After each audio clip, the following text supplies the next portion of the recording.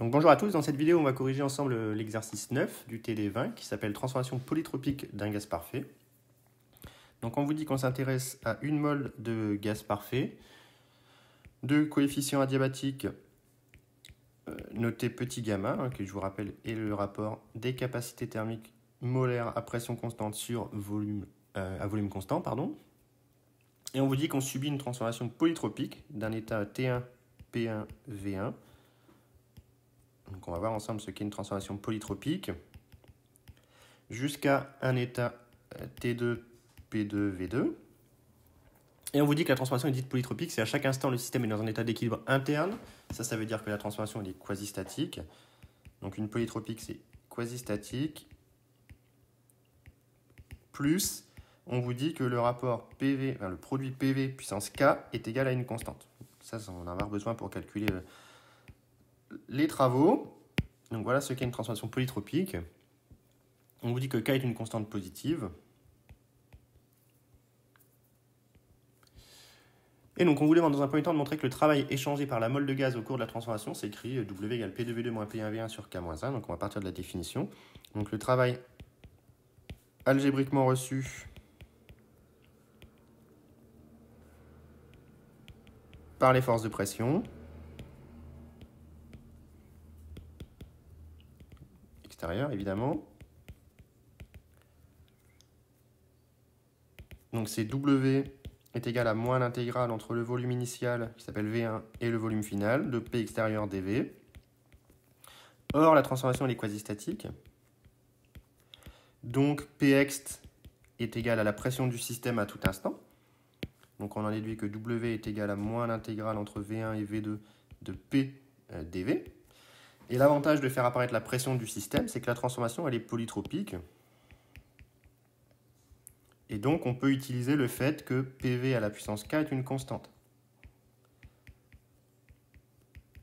Cette constante, je vais l'appeler lambda.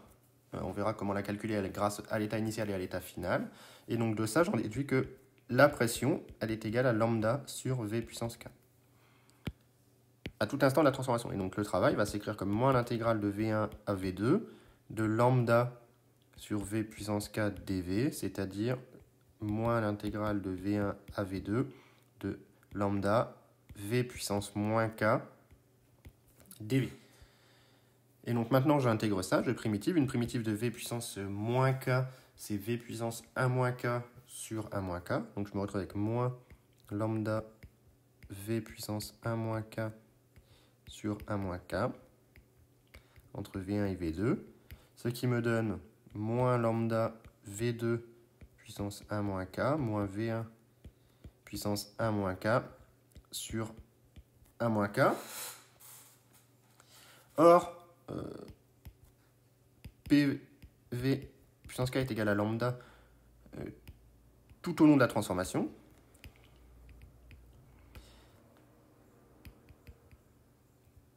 Et donc, notamment, dans les états 1 et 2, c'est-à-dire que lambda, eh bien, il est égal à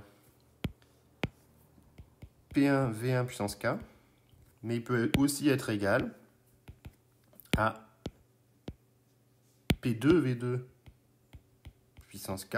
Et donc, je vais utiliser cette double écriture de lambda pour pouvoir simplifier un petit peu ces écritures, l'écriture du dessus, là, pardon. Donc, pour le terme qui va apparaître devant le V2, quand je vais multiplier par le lambda, je vais utiliser l'écriture bleue, P2V2 puissance K. Et pour l'autre terme, eh bien, celui qui va faire référence au V1, je vais utiliser le P1V1. Donc vous allez voir tout de suite ce que ça va donner. Ça va nous donner que le travail est égal, alors je développe, à moins le lambda que j'utilise ici, c'est P2V2 puissance K fois V2 puissance 1 moins K sur 1 moins K, plus, là cette fois-ci j'utilise l'autre écriture de lambda, P1V1 puissance K fois V1 puissance 1 moins K sur 1 moins K. Et l'avantage de ces écritures, d'utiliser cette écriture-là, c'est que cette fois-ci, V2 puissance K fois V2 puissance 1 moins K, ça nous fait V2. Donc on se retrouve avec finalement P1V1 moins P2V2 sur 1 moins K. Et nous demander de montrer que c'était P2V2 moins P1V1. Donc ça, c'est aussi égal à P2V2 moins P1V1. Cette fois-ci, non plus sur 1 moins K, mais sur K moins 1. Donc voilà la première question, on a répondu. On a montré que le travail était égal à P2V2 moins P1V1 sur K-1. Dans la deuxième question, on vous demande d'en déduire une expression du transfert thermique. Eh bien, pour faire ça, on va utiliser le premier principe. C'est le seul moyen de calculer le transfert thermique, je vous rappelle. On a delta E macro qui est égal à 0. L'énoncé ne nous précise absolument pas de variation d'énergie macroscopique du système. Et donc, on a que delta U est égal à W plus Q. On vient de calculer W avec delta U qui est égal par définition pour un gaz parfait à CV delta T.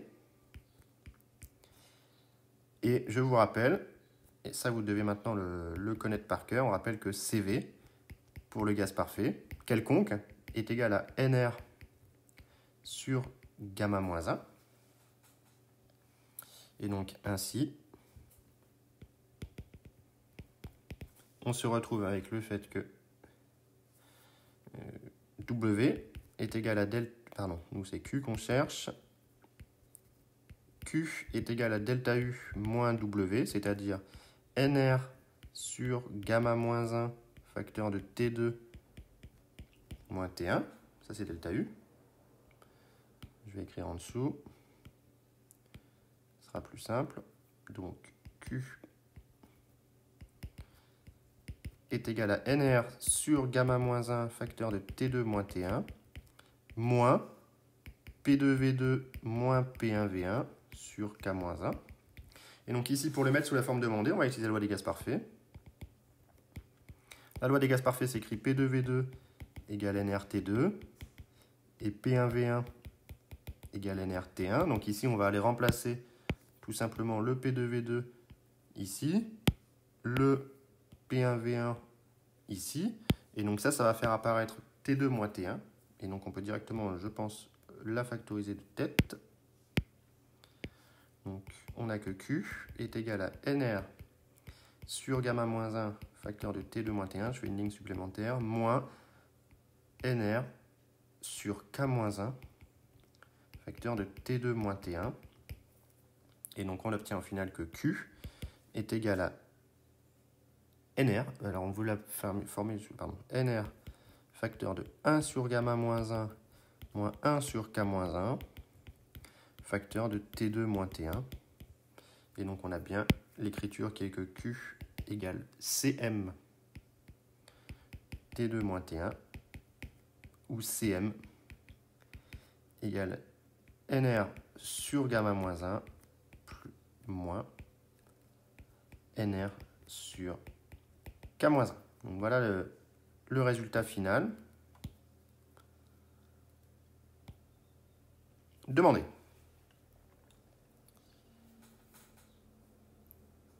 Très bien. Donc on nous demande ensuite de donner une interprétation physique de la quantité Cm. Alors là, il faut se rappeler un petit peu ce qu'on faisait, ce qu'on a vu dans les chapitres 18 et dans le chapitre 20. Donc on a vu dans le chapitre 18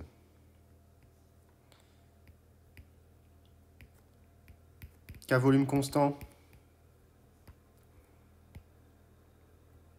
on a QV égale delta T. Et on a vu dans le chapitre 20 qu'à pression constante,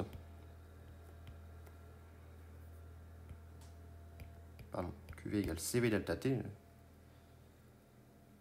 QV égale delta U, égale CV delta T, pardon.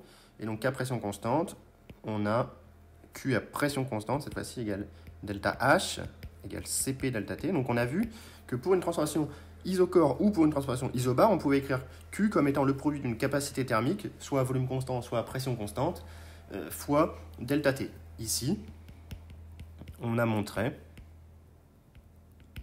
que Q polytropique, si on veut, égale Cm delta T. Donc c'est l'écriture équivalente de l'écriture CV delta T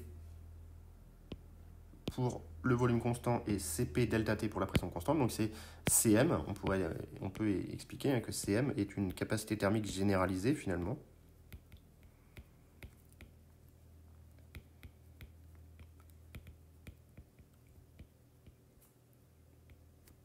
pour la transformation polytropique. C'est-à-dire qu'elle n'est pas pour la transformation isocore ou isobar, mais c'est pour la transformation polytropique. Mais l'idée, c'est de pouvoir écrire Q égale CP, C delta T, pardon, avec un C qui est absolument général. Donc c'est une capacité thermique un petit peu généralisée ici, dans cet exercice-ci. Et donc la dernière question, c'est de donner une interprétation de CM dans différents cas. Donc le premier cas qu'on vous demande d'étudier, c'est le cas petit k égale 0. Donc si on a petit k égale 0, eh bien on trouve que CM est égal, alors si on reprend l'expression qu'on avait au-dessus, à NR sur gamma moins 1 moins NR sur moins 1, finalement, puisque k égale 0, ce qui nous donne en fait que CM est égal à NR sur gamma moins 1 plus NR, c'est-à-dire NR facteur de... pardon, ça fait gamma NR finalement, sur gamma moins 1, et si vous avez bien appris votre cours, vous devez reconnaître la capacité thermique à pression constante. Donc finalement, K égale 0, c'est le cas de la transformation isobar.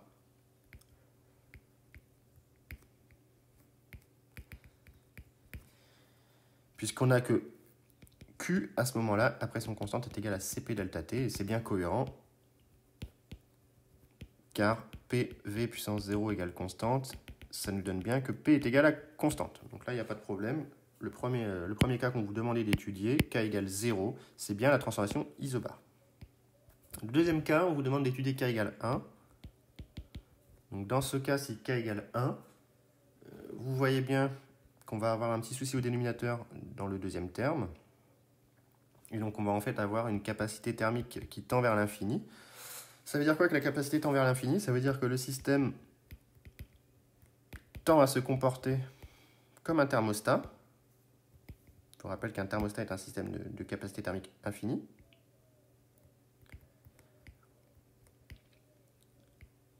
Et donc, si le système tend à se comporter comme un thermostat, on va avoir une transformation isotherme, puisqu'on a bien une transformation qui est quasi-statique et qui était à la base monotherme, donc transformation isotherme, ce qui est cohérent avec le fait que PV puissance 1 égale constante. Je vous rappelle que PV égale constante pour un gaz parfait implique que la transformation soit isotherme. Donc K égale 1, c'est le cas de la transformation isotherme, la capacité thermique tend vers l'infini, ce qui fait qu'on a un système qui se comporte comme un thermostat. On a ensuite le K égale gamma. Eh bien, si le K est égal à gamma, on trouve que Cm est égal à NR sur gamma moins 1 moins NR sur gamma moins 1, c'est-à-dire Cm égale 0. Alors pourquoi on trouve Cm égale 0? C'est cohérent, car cela implique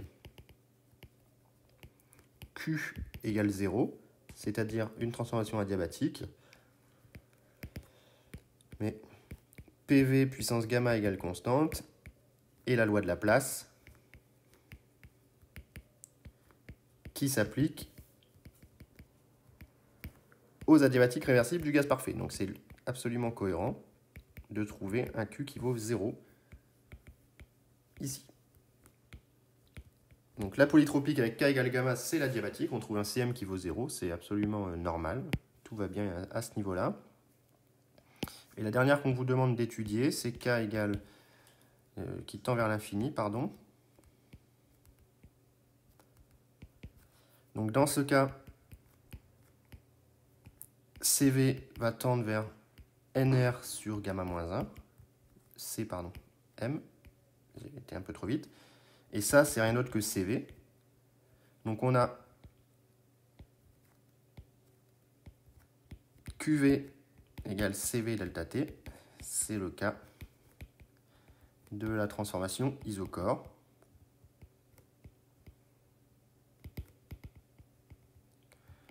Ce qui est cohérent, puisqu'on a PV puissance l'infini qui est égal à une constante. Ça veut donc dire que le volume est constant ici. Donc, tout va bien. Donc ici, on peut finalement s'apercevoir, pour terminer cet exercice, que la transformation polytropique est une transformation qui contient toutes les autres transformations qu'on a déjà rencontrées, savoir isocore, isobar, et adiabatique et isotherme. Donc voilà pour la correction de cet exercice. J'espère que c'était assez clair. Et comme d'habitude, n'hésitez pas à poser des questions si vous en avez.